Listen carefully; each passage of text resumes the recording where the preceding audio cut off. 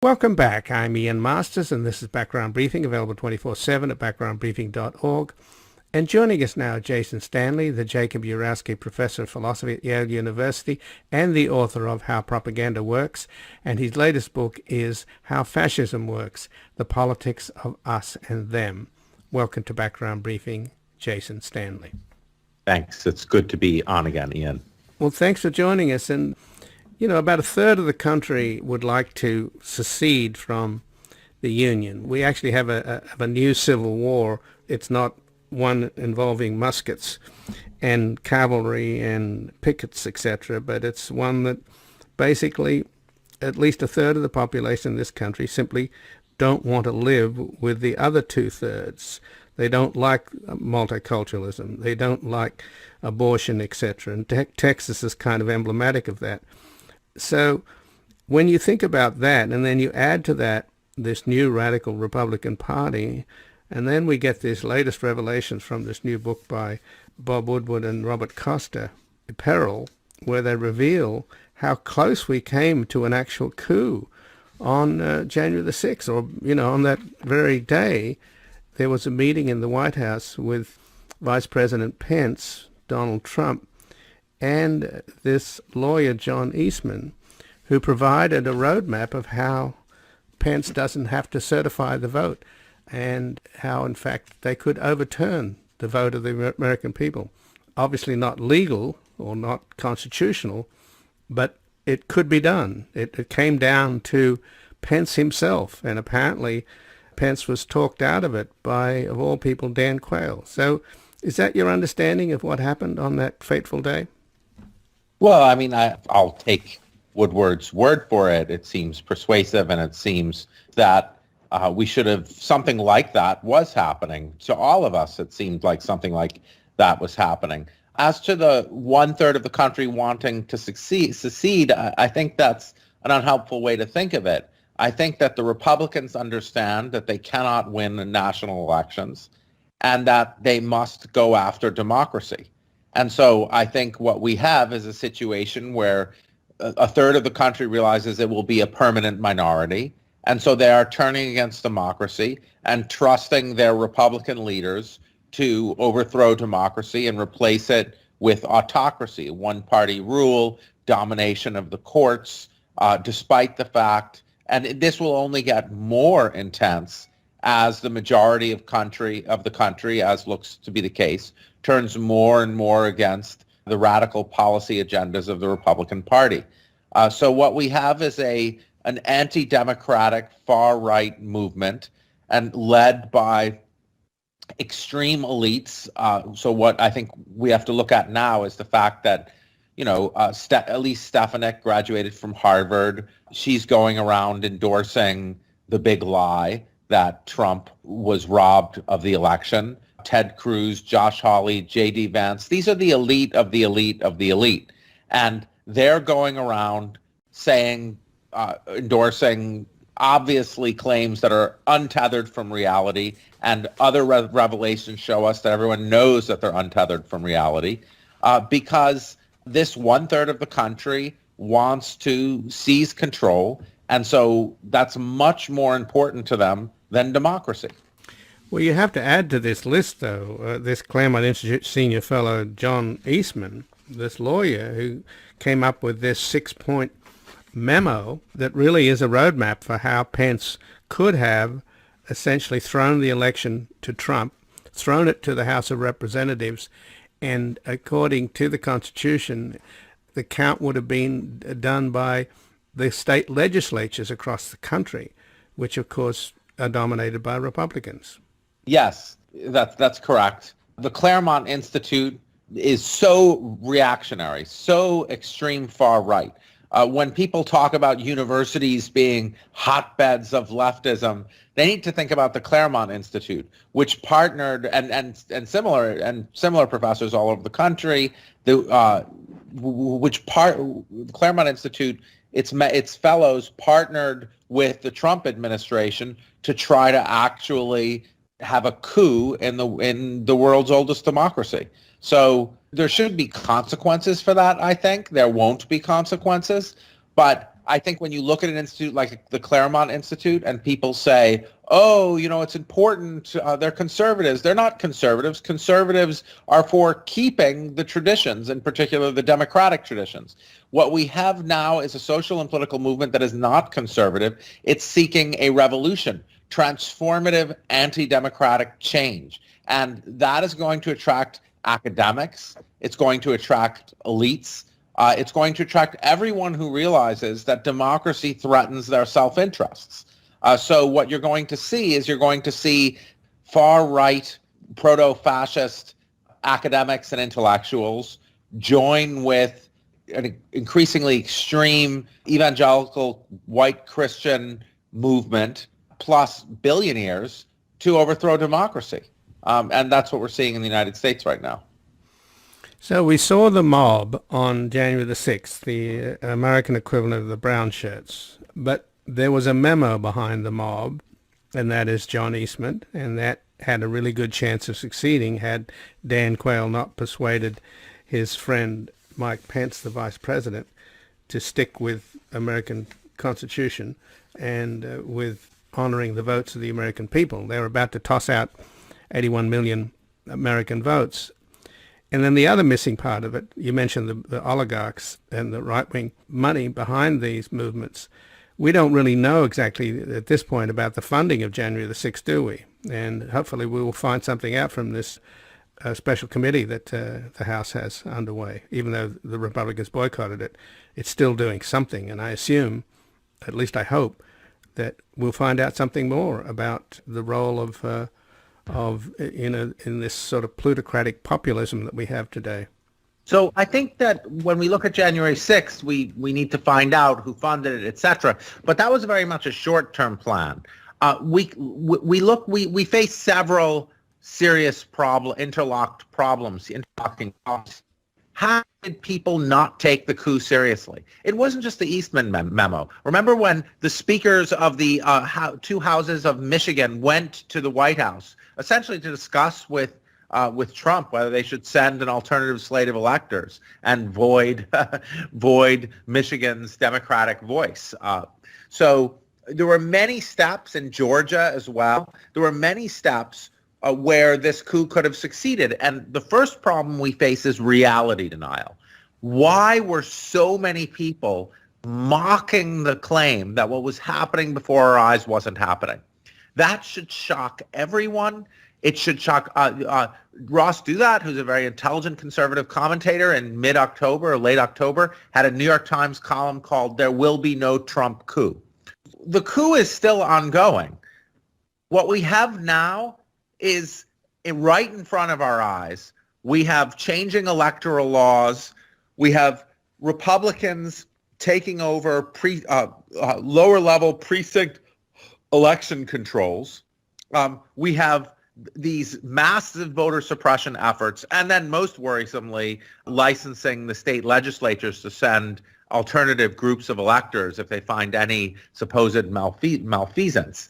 And then we have all this training, hysteria training of people to show up at school boards to complain about critical race theory one month, to complain about mask mandates another month. It's training. They're training people. So who's funding all of this? The rallies are happening in front of school boards right now. The money is flowing to the changing of laws to make the next coup go smoothly. So it's happening, and the reality denial and the level of elites during the time when the coup was very obviously happening continues. So I'm extremely concerned about the lack of taking what's going on seriously. And, all the questions you ask are apropos, not just about January 6th, but about the ongoing attack on democracy.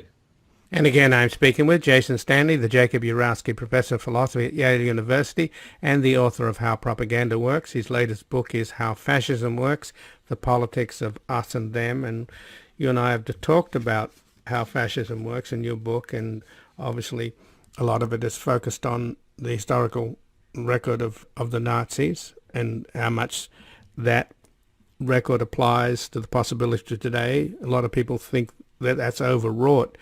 But now, in this discussion we're having now, when the evidence is so clear, it's not overwrought. It's actually frighteningly possible, is it not?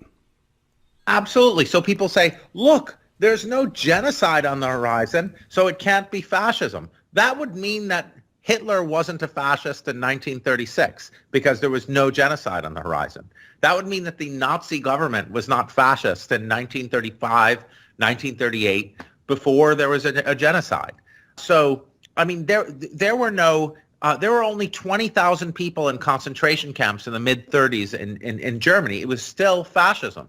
So it's fascism when there's an anti-democratic far-right movement focusing on a leader, adoration of a leader, and purging of anyone who supposedly betrays the leader, that is based on an ultra nationalism that targets abortion rights, trans rights, and minority and movements for minority equality. I mean, one of the most powerful ministries in the Nazi Party was the Ministry on Homosexuality and Abortion. And this is happening before our eyes. And frankly, I don't know what the Democrats can do to stop it. I mean, the voter suppression is so multi-layered and so effective because you've got the voter suppression on voting day. You've got before voting day, you've got gerrymandering, which means that the Republicans will pick up the House before one vote is cast. Then you've got voter suppression on voting day. And then after voting day, you've got these Republican legislatures that just can count and certify the vote. And if they don't like it, they can overturn it. And then you've got this activity that you mentioned earlier, Jason, where you have this project that Steve Bannon started, where you've got Republican activists taking over the normally neutral vote counting in this country. And we've seen the mirror of that in this phony vote recount in Arizona and the kind of crazy people that are showing up there to take over voting. Well, that's happening at a national level, and a poll recently said that half of the traditional neutral poll workers are now being harassed and giving up their jobs, and that's a part of the strategy that Bannon has come up with. So all this is happening. I don't see a concurrent alarm in the American populace, and particularly with the loyal opposition, in the sense that all of us should be realizing the extent to which American democracy itself is under threat. Well, this is why I'm raising the alarm about the sort of bizarre reality denial that's happening. I mean, when it was on hyperdrive, when there was an obvious coup happening, many elites were mocking it. They were denying it, mocking it, calling it alarmist, to even use that language. Now that we know how close we came, they're ignoring the unfolding disaster we face. So the first thing is that people have to understand that we're watching a slow motion coup happening. And the second thing is, we're tired. I'm tired, Ian. I don't know about you, but everyone needs a break, and so there's some desire for a break, but that's an obstacle to stopping this. I don't know how to stop it, but the effort we put in right now will pay off later.